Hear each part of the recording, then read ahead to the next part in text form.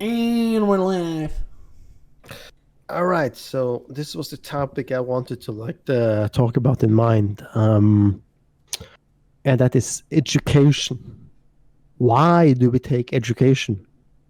Why do we go to school? Why do we get a trade skill job, or why do we go to college?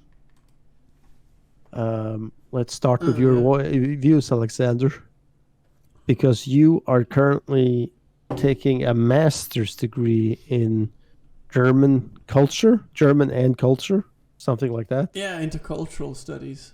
Yes. But yeah, it is. It's essentially correct. I and mean, you and you have also not only gone through the regular type of high school deal, but you've also attempted a trade skill school earlier in your life. So yeah, you actually have a unique perspective since you have tried it all. yeah. Actually, you could say that. That's true. Without like saying that I've tried everything, but yeah, like in terms of like. At least if you think of what a human can do with their life in terms of two binarities, the first thing being working with your hand, working with your physique, your body. There's a lot of ways to work with your body, but if we just like for now, we'll just think of it in terms of working with your body, and the other Yeah. being working uh, with your intellect. blue collar jobs and white collar jobs. Yeah, but Yeah. like it's historically it has a lot of terms behind it. There's one thing there's blue collar job, white collar jobs. There's geistlich, körperlich in German. There's all kinds of ways to describe it. But yeah, like in those terms, and I know physically, there's both craftsmen. You can also work in a production facility. You can be a warehouse worker. You can be a farmer. There's a lot of ways to be physically working. Yeah, there's a lot of different blue Yeah, collar jobs. yeah, exactly. As But as it is like a lot of different white collar jobs. It's not yeah, everybody's a German academic. Somebody's a banker. Somebody's a doctor. yeah. But Uh, if we think of it in terms of just physical jobs versus intellectual jobs, then of course you can say I've tried both, because I have tried being an electrician. I've actually tried the first education I tried when I was 20 was some marketing education that was mixed with some, actually the official title was business language and IT based communication. And I don't know why, like actually it's very much some would say it's a little the same as I'm doing now, but actually no, business language is more related to it's a more newer education. It's more like it has more to do with being engaged in, like it's more one of those for the lack of a better words, is one of those new bullshit educations where why? that has just been Why? made in order to, like, yeah, I have had education. I'm like I will Let be me more embedded in a business and then studying language there. let me break through here a little bit. Yeah. Why do we choose to take these educations? Um. Oh yeah, that is actually a good question, but it's actually good that you broke in there, because I was about to go off like ranting all the educations I've taken, Yeah. but really the important point is here. Okay, I've tried later. I tried to being an electrician, tried to actually working with my hands, trying to be a craftsman. That didn't work out for me. I Do figured you out now? No, let me. my Sorry. Let me. skills as an electrician were I worked too slow. Let I me. was too clumsy, worked too fumbly, didn't know how to, like, the theory of being an electrician I could get behind, but I could never get it out into my hands. I was always fumbling, right? Do you think? Do you think it was just because you weren't prone to be an electrician from the get go, or do you think it was because the persons you were working for? Yeah, it's hard to say. But the thing is, like, also in other areas, like I mean, I had other like smaller craftsman jobs afterwards, like that were like day jobs. Where also like one of the most recent ones I had was where I had to put up some shelves with a drill, and like I had to screw in the what do you call it, the nail, not the nail, Screws. the screws. I had to screw in the screws, and it ended up being completely skewed at the end of it. I mean, they were satisfied because they were like, it was for an office, right? So the boss was like, yeah, that's good enough. Just whatever, man. You get paid either way. But like it looked like shit, and so I just never had that affinity for that. You never took pride in the work. Well, no, that's also not true.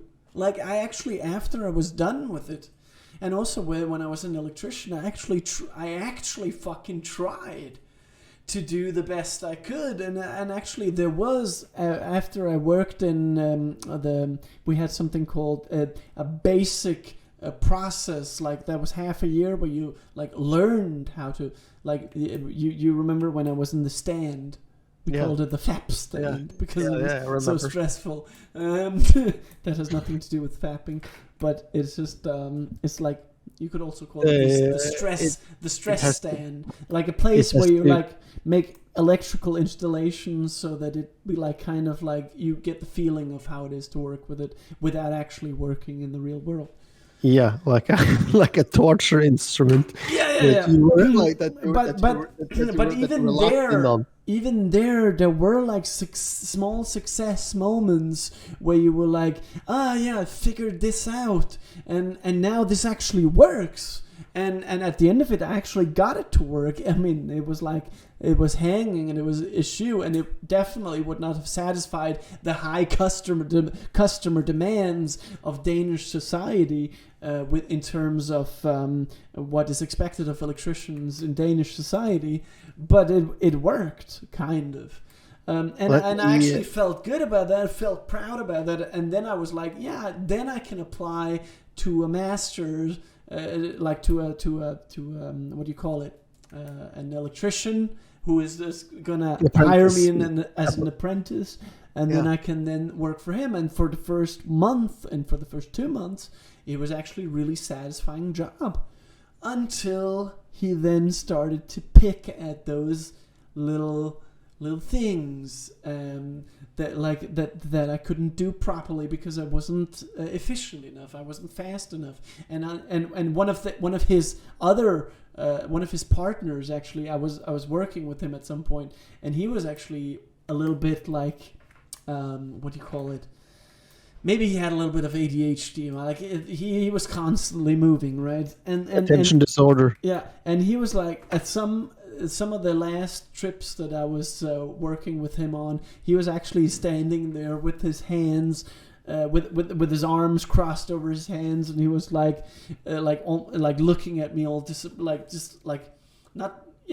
disapprovingly, but also like just like giving me like kind of like giving me a chance, just like sitting there and being like, not saying it, but he was like thinking, "Are you soon done?" And then I actually did a Kortslutning, and then I like what do you call it? A short circuit. I made a short circuit so that there actually came flames out of a socket, and that was in a private home, and that was one of the drops that made the barrel run over at the end of the day. It was not the reason why I got fired, but it was like one of many things that they were like using as an excuse. Now you get fired. You shouldn't be an electrician ever. And I've kind of accepted that. That's why I can be open about it. But there was a few years where I was like falling into almost a depression about that, because it was like, wow, man, what am I gonna do then? If things had gone differently and they would have had like way more patience with you and been like, whatever, cool, it's cool, you short circuited this thing, you did that mistake, whatever the fuck, it's gonna go. Yeah. If it went that direction instead, do you think you would probably have been an electrician today instead of studying German? Maybe having your you're having your own little electrician van driving around. Maybe, and that's actually a very, very good point and very good question. Um, but I think the more interesting and the more relevant question today, and not in the 18th century, but today, the more relevant question would be: would I have been happier? And there, I can tell you the answer would definitely have been no, because what I have found studying German, studying culture and languages, and being able to intellectually express myself is worth so much more than the happiness I found being an electrician. Yeah, of course, because you get the chance to stimulate your intellect more Yeah, but by by this. I wouldn't say that's of course for everybody, because I mean, like, I found some happiness in being a craftsman.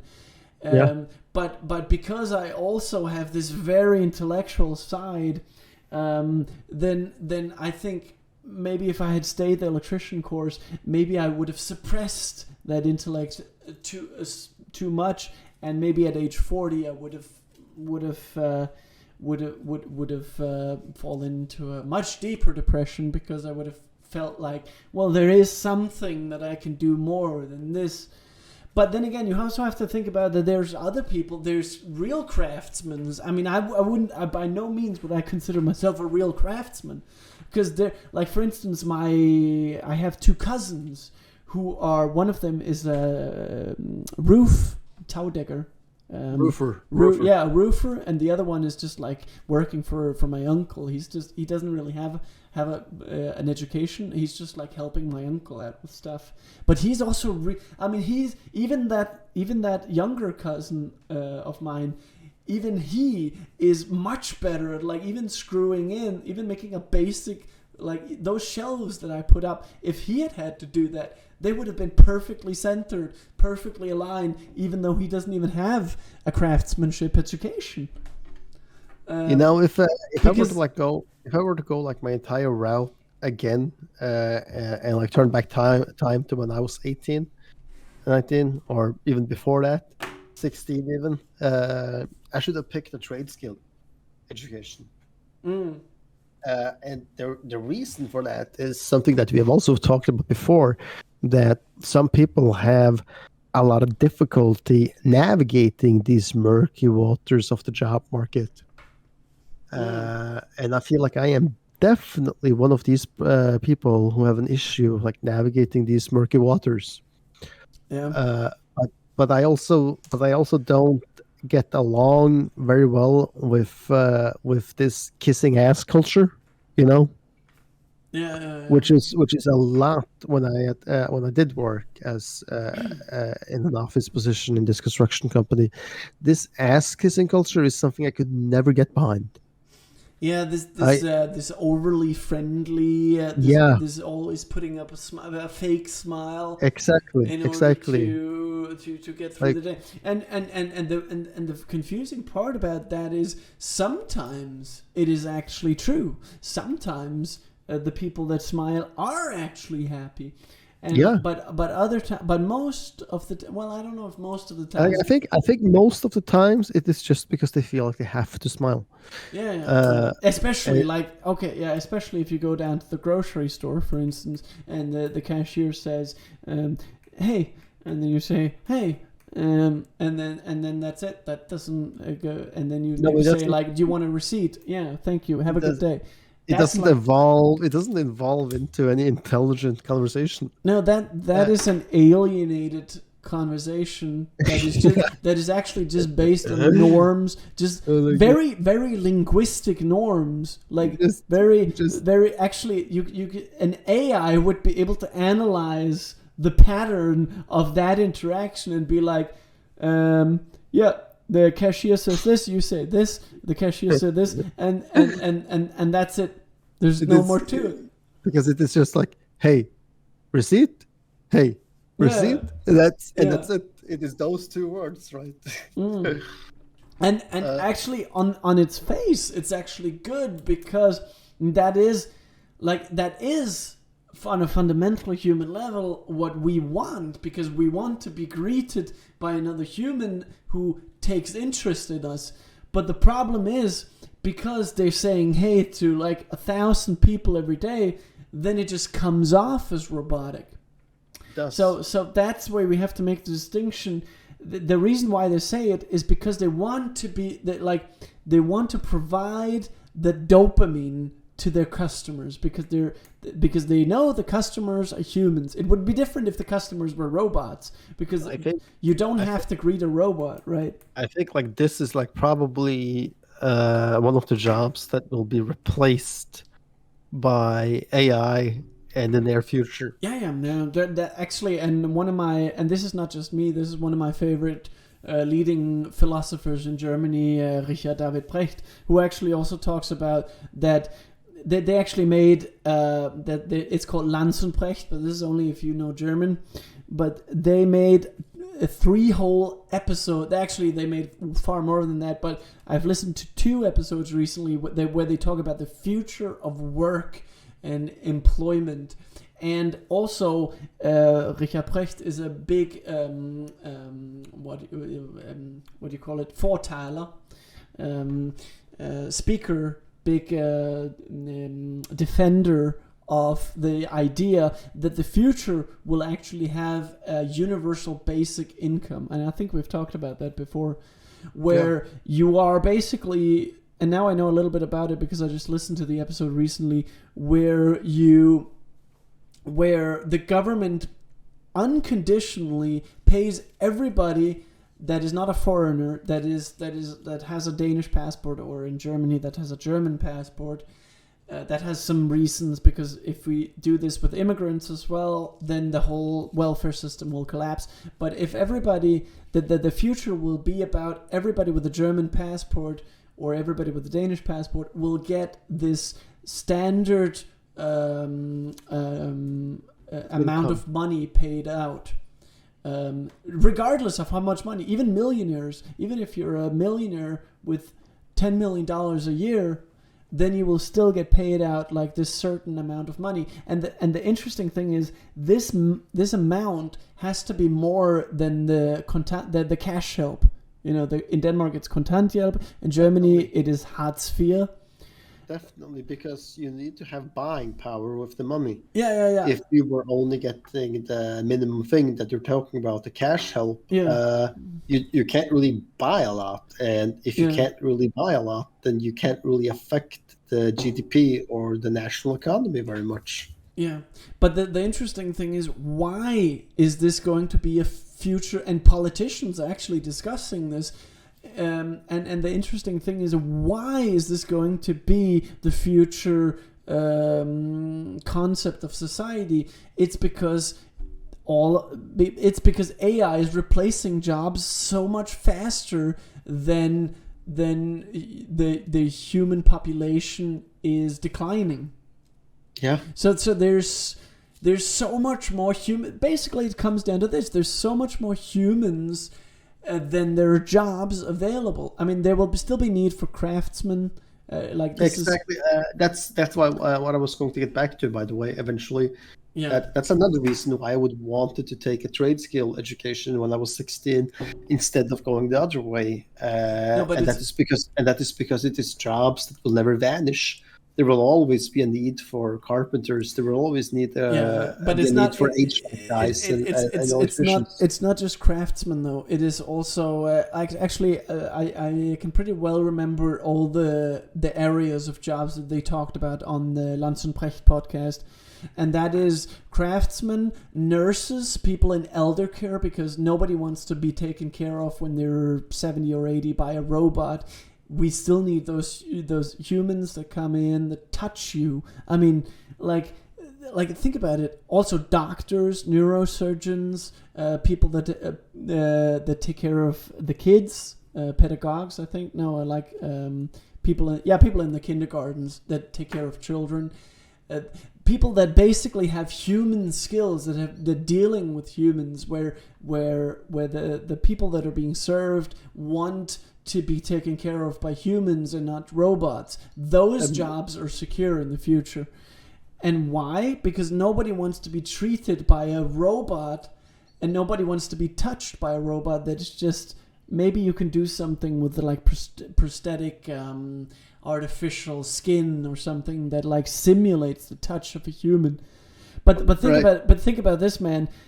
Nurses, especially nurses and doctors, where else do you find people that voluntarily, without even, it doesn't matter how you look, doesn't matter how fat you are, how many pimples you have, no matter how ugly you look, they will ask you to get naked, and they will touch you, and they will actually bathe you in if you're an elderly, and they will actually physically investigate you. Where else do you have that in society except for hookers? Yeah, I know. Like it's a book about it, by the way. That's called The Human Touch. Yeah. I wanted to like just say that a horror scenario is like depicting in the mind from watching the show The Expanse way back when, which is the world in 2200. And there is this scene where this woman from Mars, because Mars has been colonized by then, right? Yeah. Is in New York. And then she encounters this guy who is like standing in line. He looks healthy enough because they have more vitamins than and shit that can keep you young and fit longer, right? Yeah. So he's like standing in this like huge fucking line of like thousands of people. Yeah. And she's asking like, "Hello, what are you standing in line for?"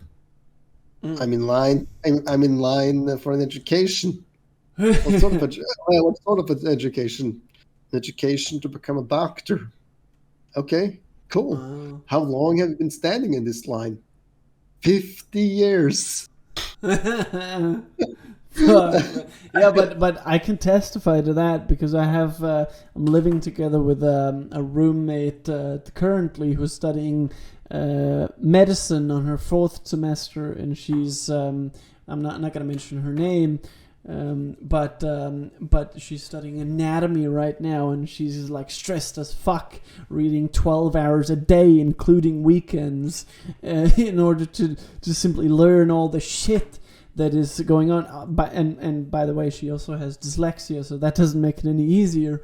But she's stressed out the fuck, and she just realized that now she's actually just not going to pass in the first try. She's going to try it, but she's probably not going to pass in the first try. And that just proves how difficult it is to become a doctor in our age. Imagine like how that job has evolved, because we talked about it in another episode once upon a time, that 100 years ago becoming a doctor was a trade skill job. Yeah. You were a fucking apprentice. You could be an apprentice to a doctor, and the scene from from Red Dead Redemption where Arthur goes to the doctor, that is the best. That is actually, I think we could actually show it in because I'm recording the screen right now, so you could actually I could actually like just go in. Arthur goes to the doctor, and then we could actually show that on the air right here. Maybe I could share my screen too, so you can follow along with the viewer, with the one viewer that we have here. Is it this? It takes a while for me to load it, I think. Yeah. No, I think it is this one. Yeah. The doctor. Yeah, we'll just watch this anyway. Yeah. Oh, good God. Can you see it? Yeah, I can see it. Okay, so everybody else can follow along too. A lot of blood loss. This wound's badly infected. I'll save as much as I can, but I'll have to amputate. What? What did you say? Just try to breathe. I'll give you something for the pain. There you are. And I'll knock him out for a while. Times. You did a good thing bringing him here. But now, I'd recommend moving along. You do not want to see this. And this was the doctor's job in the towards the late Sorry, it's come to 19th this. century. Ah, Jesus. and just in the bucket. Holy shit. Well, you're in a bad way. And I think about all the bacteria that Pull are through. Oh, God. It doesn't even give him a whiskey or anything. It's- I mean, Jesus, Doc, looks not a like very you enjoyed sanitized all work that. environment. yeah. Enjoy. I'm not sure about that. But it's satisfying work, I suppose. Oh, he gave it, he I gave may him well have syringe. saved a life today. It's nice of you to stay, but don't fret. He'll make it. I brought him in here, didn't I? And I think that's been well acknowledged at this point. What do you want? A medal? Just lose the smug Does he attitude, keep that's what I want. antagonizing him? What? Yeah. Yeah. You know what? I don't need this. He just stays there. Glad that didn't happen to me in And here. that's all the Jesus. dialogue, I guess. True. Now, how are you anyway? I'm okay. Don't you try to doctor me now. I'm doing just fine. I'm glad to hear it. But you need to take care of yourself. I'm taking care of myself just fine. I didn't come here for me. All right. All right, I understand. You be well. Wow, there's actually a lot of dialogue in this short clip. Yeah, it was. But yeah, man, that's an interesting like involvement of that one occupation. Yeah. Because it's like they were, as you said, they were a craftsman before anything else, and they're like they just had that. How many doctors today have a saw in their medical office, in their medical clinic?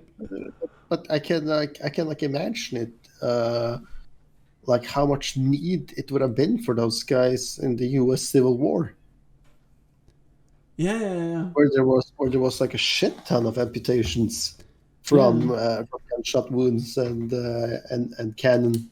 And Cannonballs. this doctor we just saw, how long do you think he has studied to become a doctor? Yes, definitely not a degree. I don't think so. Like maybe like I'm not saying that everybody didn't. Some probably did have a degree in medicine back then. And But- I mean, like actually, this one looked. He had a vest on and a butterfly, a shirt as well. So this guy, I would assume that he at least has like a small. I mean, no, but that's the thing. Back then, they didn't have bachelor's degree, so they only had masters. So yeah, so maybe he had a master's, but not a doctor. Maybe not a PhD or something. I don't know if like they changed it, but like up until recently, at least, if it is not still ongoing, then you could still become a lawyer in the state of Vermont the same way. Yeah. By attaching yourself, like not like by actually not going to school, but by just working for a judge. Yeah. You could get you could be able to like qualify to get the bar license to practice law. Yeah, So- and would that be with but that was still before the bachelor's. The bachelor's was an invention that came into existence around the 1940s, I think, or 50s, maybe even 60s. When was the bachelor? But it is crazy that they kept up this tradition in Vermont up to like recent date, if it's not going on. Yeah. As I understand it, like it is like probably nobody that is doing it, because how the fuck are you going to convince a judge to say like, hey man, can I work for you so you can get so I can get the bar a license to practice law? I don't think like it's very easy to.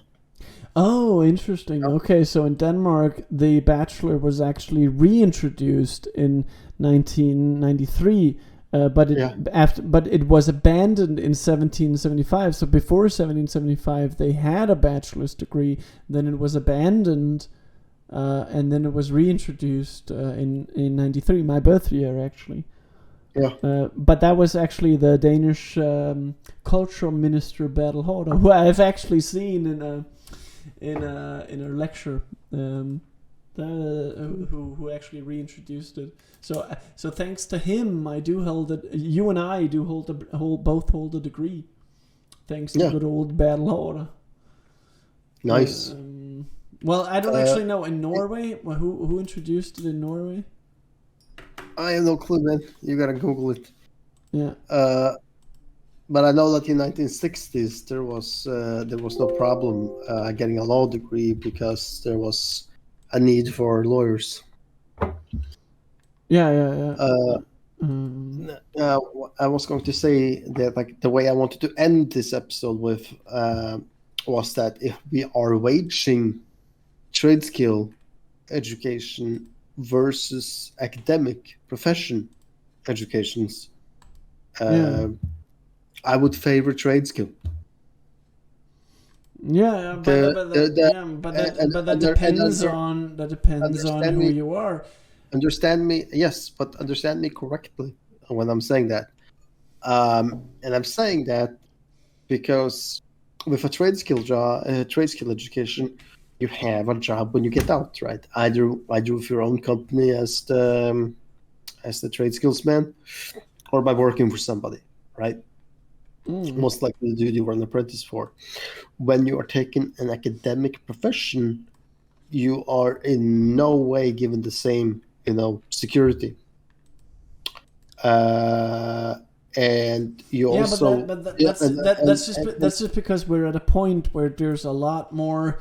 That there's a lot more people that are being educated. So we are actually overproducing academics right now. In other words, there's a lot more fish in that barrel than the barrel of trade skills. But it has not always been like that in the 17th century, 18th century. There was too many trade skill scholars. If we were just 50 years back in time, hell, if we were even 30 years back in time, I would reverse the statement and saying that academic would be the best. Actually, oh yeah, right.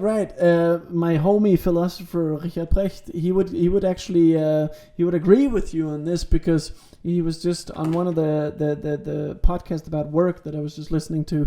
He was talking about how truck drivers, they're lining up for day jobs today because there's not enough. No, it's the other way around. They are picking the roads. They are able to pick the roads that they can drive today because there's not enough truck drivers today. But that wasn't how it was when people were still driving caravans with horses back in the day. There was way too many horse drivers in order for the people to be in order for as opposed to the demand there was for having your goods ridden by horse carriage somewhere. So there's way less truck drivers today than there was back then. I would counter argue it depends on what country you are in. In Denmark, we have the problem that truck driving is becoming increasingly subject to globalization or outsourcing, where we're bringing in, like vognmen from Eastern Europe for a fraction of the price. And you could ask, how is this legal? Well, they will pay to get a bunch of these guys up to the border, pay for an apartment that they are sharing for 6 weeks, and they detract this from their salary. They're driving up here for 6 weeks on Danish roads, and then they go back to Lithuania or Estonia or wherever the hell they came from. Yeah. This is like the bad side of like globalization, that they're able to do this, right? In America, for instance, it's way different because then you would need the American CDL truck driver license to be able to truck, right? Yeah. So the globalization factor, the outsourcing thing, isn't a factor, since it has to be from within the nation that you're like acquiring them. And because of that, you're getting starting salaries for CDL truck drivers in the US at $100,000 a year. Yeah. Again, for a blue collar job, nonetheless, right? Yeah, and that's actually where you can see that's actually one of the things that creates more freedom in Europe. I mean, internally in Europe, because like Lithuanian drivers, they can go to Denmark and get a job, no problem. But in Denmark, in and that's like in the earlier episode we were talking about this freedom index, that there's less. No, that was in return in relation to the press, but I think it applies here that that in the U.S. not just is the press less free there, but also the market is actually less free, because there's this nationalistic. You have to have this certificate, and that is like essentially that. Of course, it is implied, it is set up in this way so that you have to have certification, so you have to be sort of skilled in driving, but it is also set up in the way that we don't want Mexicans driving this, we want to keep it Americans, we want to keep it nationalistic at the end of the day, and that creates this freedom, that creates the opposite of freedom, that takes away freedom from the Mexicans, for instance. You could again counter argue that it does keep the wages high.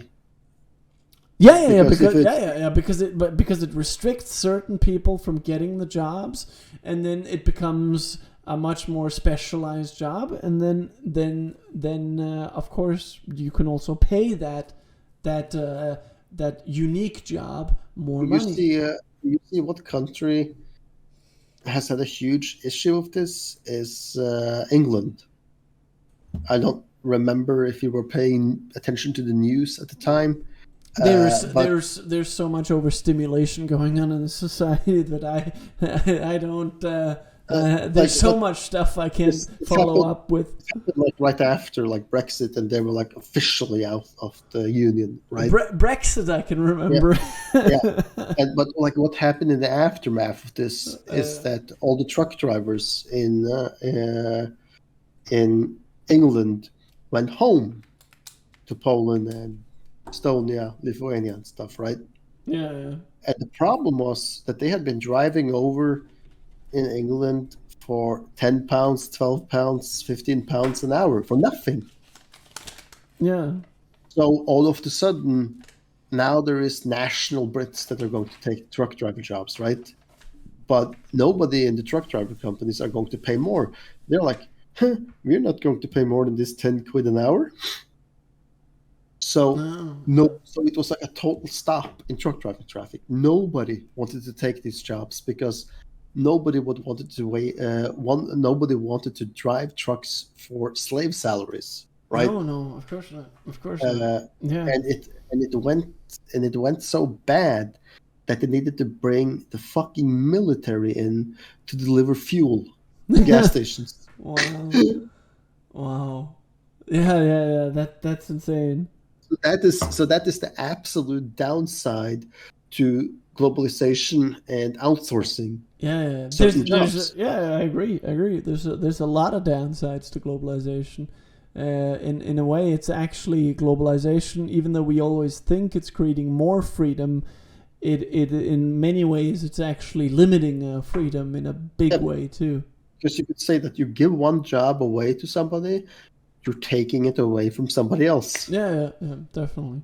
I think we can end it on this note. That was a perfect ending. Yeah. Thank you for listening. Hope you give this a thumbs up and sub. Out.